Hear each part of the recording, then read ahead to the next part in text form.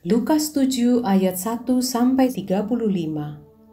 Yesus menyembuhkan hamba seorang perwira di Kapernaum. Setelah Yesus selesai berbicara di depan orang banyak, masuklah ia ke Kapernaum.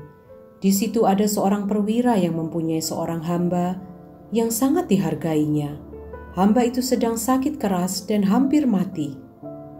Ketika perwira itu mendengar tentang Yesus, ia menyuruh beberapa orang tua-tua Yahudi kepadanya untuk meminta supaya ia datang dan menyembuhkan hambanya. Mereka datang kepada Yesus dan dengan sangat mereka meminta pertolongannya. Katanya, "Ia layak engkau tolong sebab ia mengasihi bangsa kita dan dialah yang menanggung pembangunan rumah ibadat kami." Lalu Yesus pergi bersama-sama dengan mereka.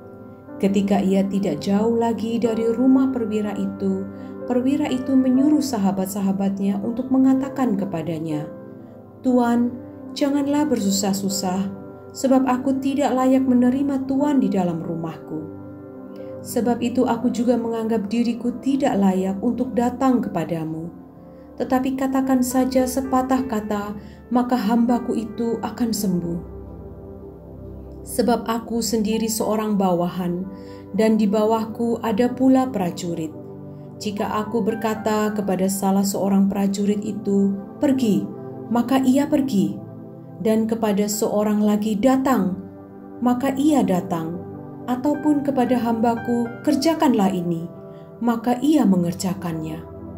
Setelah Yesus mendengar perkataan itu, ia heran akan dia, dan sambil berpaling kepada orang banyak yang mengikuti dia, ia berkata, "Aku berkata kepadamu, iman sebesar ini tidak pernah aku jumpai sekalipun di antara orang Israel."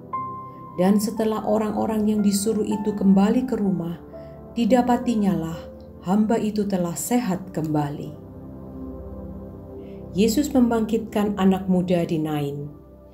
Kemudian Yesus pergi ke suatu kota yang bernama Nain. Murid-muridnya pergi bersama-sama dengan dia, dan juga orang banyak menyertainya berbondong-bondong. Setelah ia dekat pintu gerbang kota, ada orang mati diusung keluar, anak laki-laki, anak tunggal ibunya yang sudah janda, dan banyak orang dari kota itu menyertai janda itu. Dan ketika Tuhan melihat janda itu, tergeraklah hatinya oleh belas kasihan. Lalu ia berkata kepadanya, "Jangan menangis." Sambil menghampiri usungan itu, ia menyentuhnya. Dan sedang para pengusung berhenti, ia berkata, "Hai anak muda, aku berkata kepadamu, bangkitlah." Maka bangunlah orang itu dan duduk dan mulai berkata-kata. Dan Yesus menyerahkannya kepada ibunya. Semua orang itu ketakutan, dan mereka memuliakan Allah sambil berkata, "Seorang nabi besar telah muncul di tengah-tengah kita, dan Allah telah melawat umat-Nya." Maka tersiarlah kabar tentang Yesus di seluruh Yudea dan di seluruh daerah sekitarnya. Yesus dan Yohanes Pembaptis. Ketika Yohanes mendapat kabar tentang segala peristiwa itu dari murid-muridnya, ia memanggil 2 orang dari antaranya dan menyuruh mereka bertanya kepada Tuhan, "Engkaukah yang akan datang itu, atau haruskah kami menantikan seorang lain?" Ketika kedua orang itu sampai kepada Yesus, mereka berkata, "Yohanes Pembaptis menyuruh kami bertanya kepadamu, Engkaukah yang akan datang itu, atau haruskah kami menantikan seorang lain?" Pada saat itu Yesus menyembuhkan banyak orang dari segala penyakit dan penderitaan dan dari roh-roh jahat, dan ia mengaruniakan penglihatan kepada banyak orang buta. Dan Yesus menjawab mereka, "Pergilah dan katakanlah kepada Yohanes apa yang kamu lihat dan kamu dengar. Orang buta melihat, orang lumpuh berjalan, orang kusta menjadi tahir, orang tuli mendengar, orang mati dibangkitkan, dan kepada orang miskin diberitakan kabar baik.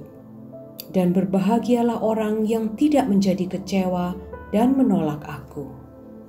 Setelah suruhan Yohanes itu pergi, mulailah Yesus berbicara kepada orang banyak itu tentang Yohanes.